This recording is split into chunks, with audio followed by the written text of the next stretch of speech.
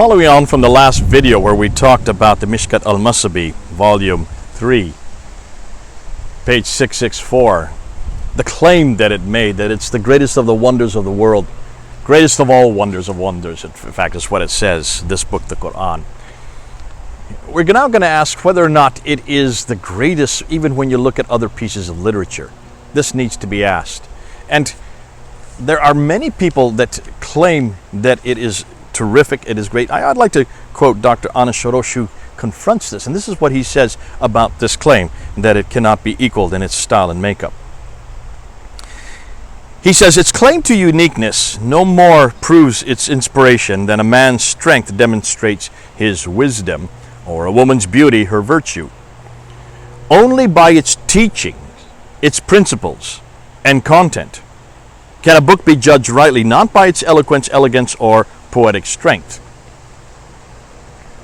And that's clear that the Quran has to therefore pass that test. Not just simply that Muslims claim that it is greater in style and content.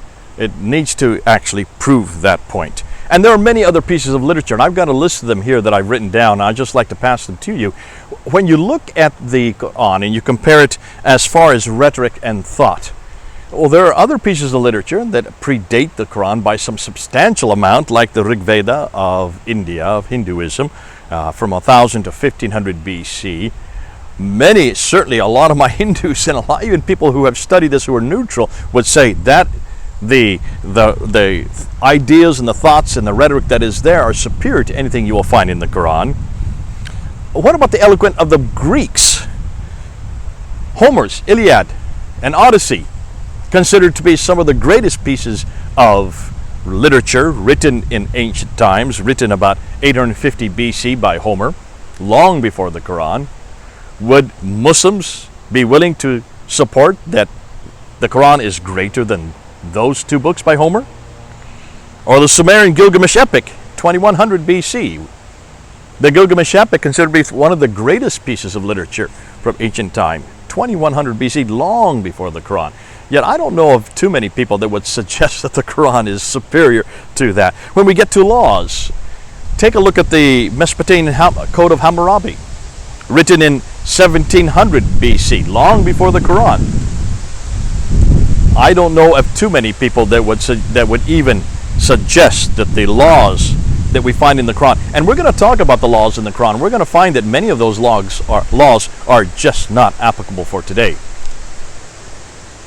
Now, I would say you could also argue that many of the laws in the Code of Hammurabi are not applicable today, and that's the problem with archaic literature. They go out of date. But nonetheless, would Muslims claim that they're superior to those laws in Hammurabi? The Egyptian Book of the Dead in 1500 BC, another one that Muslims would say is inferior to the Quran.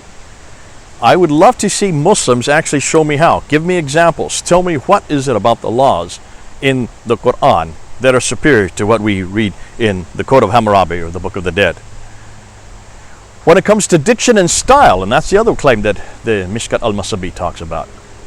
Hey, take a look at Shakespeare. I mean, come on, in the English language, is there anything that can equal the plays and the sonnets of Shakespeare? I don't know of anybody that would even want to argue that one. That one's way too difficult to argue. And I know anybody who is from the English, who understands the English language well, or anybody from England who has grown up, those of us who had to study it in high school and in college, we know that there's nothing that equals the sonnets or the plays of Shakespeare when it comes to eloquence and style.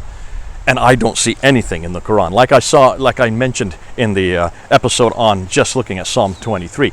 Take a look, you can look at almost every one of the Psalms, and they are superior to what we find in the Quran. This idea of style and eloquence, help me here, Muslims, help me understand why you're making this claim.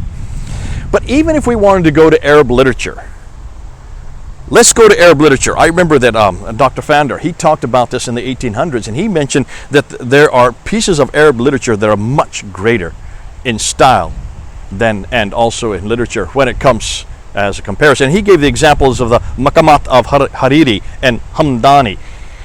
Now, I would love to any Arab speakers if they could tell me and show me how the Quran is superior to the Maqamat of Hariri and Hamdani. Or he went on to say the great writings of the Arab scholar Shah Ismail.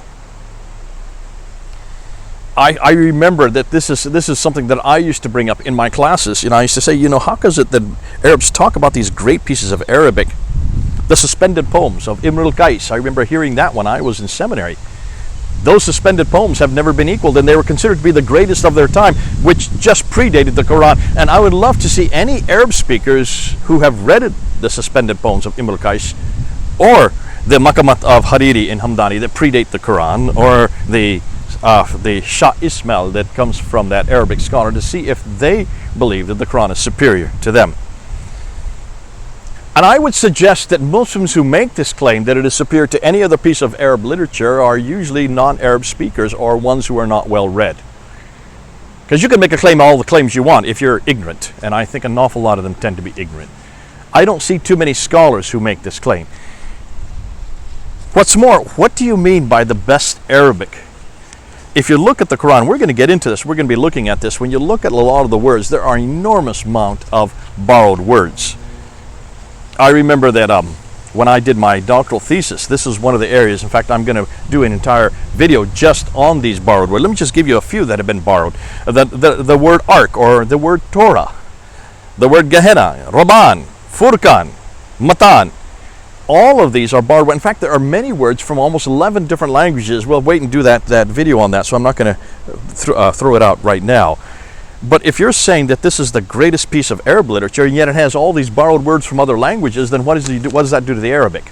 It kind of throws out that whole notion. So when you look at other pieces of literature, you can see that almost in every case, the great masterpieces of every language, the great masterpieces from other parts of the world, are far superior to this book here. This book, you can make the claims all you want. Be careful of the claims you make. We're going to hold you responsible for them. But stop making these claims if you cannot support them. Well, one claim you can make, and that is, I'm in a beautiful place. And that's why I love to end with where I'm at. It's just so nice to come here and be able to make these videos in such a gorgeous surrounding. My favorite street here in Pennsylvania. Okay then, here's Jay, over and out.